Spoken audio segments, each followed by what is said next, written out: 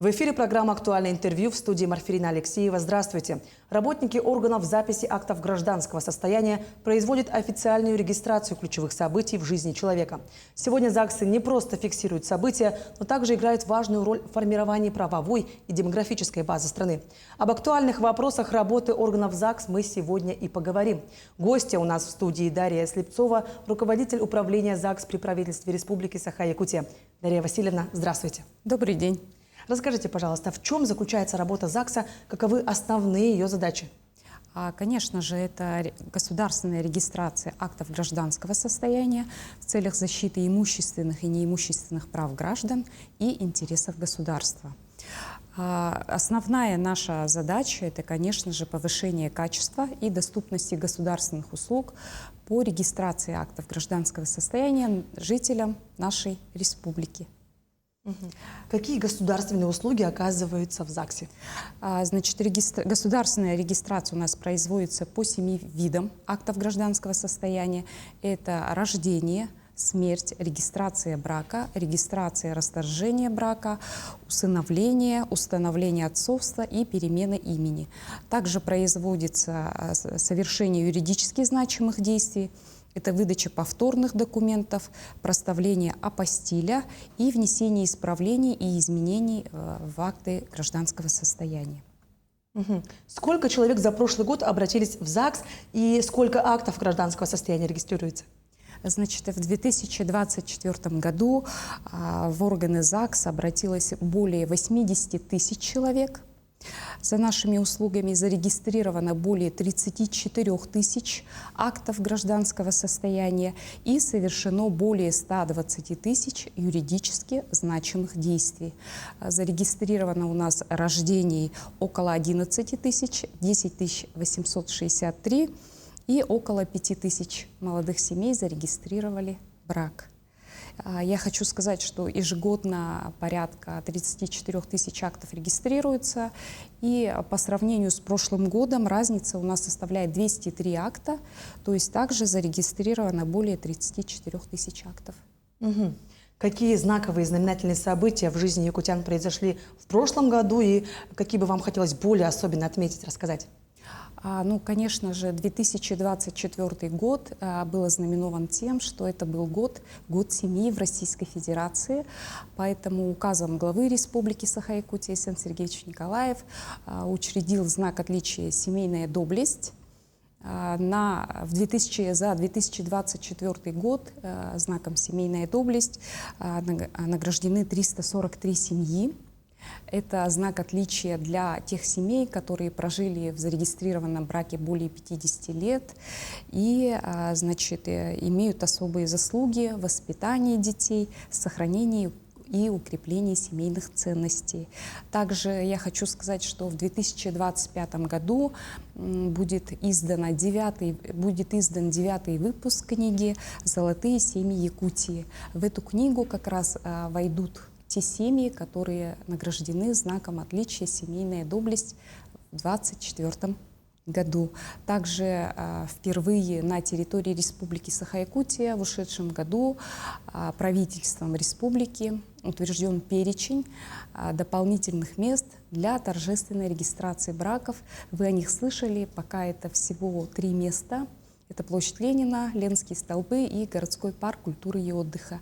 Я надеюсь, что в 2025 году, в текущем, уже во всех районах республики появятся новые дополнительные места для торжественной регистрации браков. И предложения вносят главы районов, и буквально в эти дни мы уже направили письма всем главам о том, чтобы они с учетом места, такого социально значимого, места, которое имеет культурное значение для жителей района, вносили предложения по дополнению этого перечня. Да, очень интересная мера. А как развивается и меняется работа ЗАГСов у нас в республике? Конечно же, в век цифровой трансформации мы идем в ногу со временем. Хочу сказать, что уже 3-й год у нас реализуется суперсервис рождения ребенка. Если в в 2023 году всего суперсервисом воспользовались 36% жителей, которые регистрировали рождение ребенка, то в 2024 году мы повысили показатели в 2 раза, и уже 60% всех рождений зарегистрировано через суперсервис. В чем отличие суперсервиса? О том, что если зарегистрировать через госуслуги, то проактивно можно получить ИНН, СНИЛС, встать в очередь и так далее. Более того, буквально в эти дни заработал у нас второй суперсервис. Он называется «Утрата близкого человека». И мы понимаем, что воспользовавшись этим суперсервисом через госуслуги, граждане могут не только зарегистрировать, направить на регистрацию смерти, да, но и подать заявление на социальные пособия на погребение, на выплаты по обязательному социальному страхованию.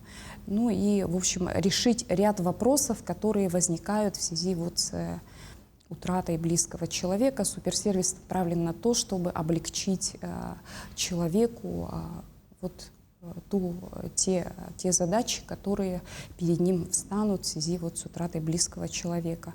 Также я хочу сказать, что для доступности государственных услуг в прошлом году был принят закон Республики Саха-Якутия, который наделяет многофункциональные центры полномочиями по регистрации рождения и смерти. Поэтому впервые тоже в республике, с 1 марта 2025 года смерть и рождение можно будет зарегистрировать через многофункциональные центры. Перечень районов, где будет запускаться проект в качестве пилотного, определяется правительством. И сейчас мы с МФЦ плотно работаем над тем, чтобы с 1 марта МФЦ начали реализовывать эти нормы закона.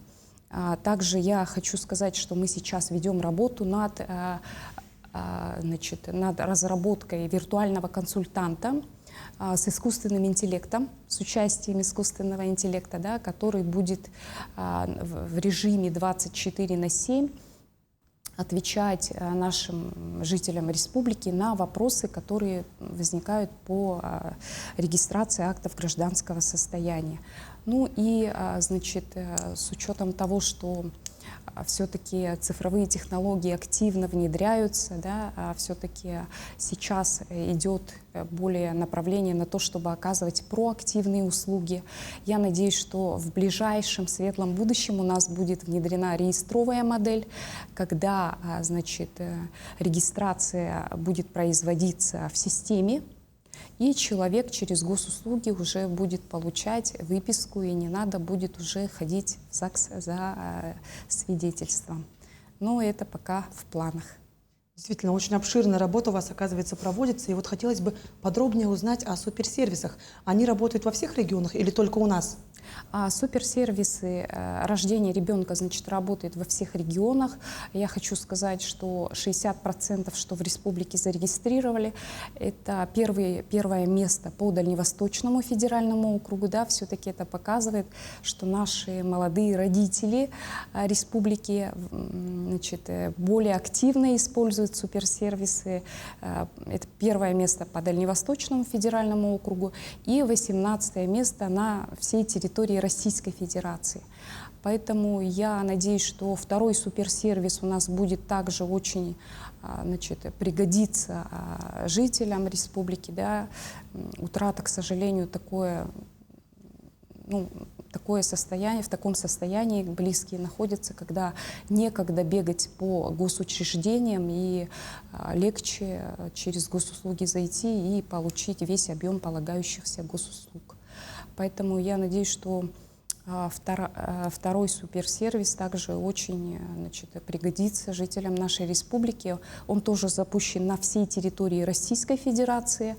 Я хочу сказать, что буквально он работал на днях, и я буквально сегодня узнавала, пока не воспользовались этим суперсервисом, но я надеюсь, что мы сейчас активно начнем информировать об этом, и он будет полезен жителям нашей республики. Да, учитывая наши климатические особенности, и то, что вот первый суперсервис такой актуальный, да, среди населения, и вот про помощника искусственного интеллекта, это уже наш именно республиканский проект или также по всей территории России? Это наш проект республиканский. Значит, мы его разрабатываем совместно с Республиканским центром инфокоммуникационных технологий. У нас также есть штаб цифровой трансформации. В общем, мы сейчас активно используем преимущества цифровизации. Также в прошлом году, значит, мы автоматизировали все отчеты со всех районов, со всех органов местного самоуправления, те, которые мы собираем, а это 299 органов местного самоуправления, которые сейчас осуществляют регистрацию актов гражданского состояния. И мы сейчас их визуализируем на дашборде, то есть не только вся информация собирается в таблице, да, но она еще и визуализируется в форме картинок, в форме графиков, чтобы информация была более доступна. То есть на всей территории республики, в разрезе всех районов мы сейчас видим всю ситуацию не только по регистрации рождаемости, но и по брачности, разводимости, каким по счету рождаются дети и так далее. В общем, мы сейчас, это, конечно, еще в процессе дорабатывания, доусовершенствования, но я надеюсь, что, значит, мы предоставим хорошую, как сказать, статистическую информацию для принятия решений, управленческих решений руководством республики, органов исполнительной власти, ну и главами районов на основе наших данных. У вас очень большие планы, оказывается, действительно интересные. Ну и какова современная роль ЗАГСа?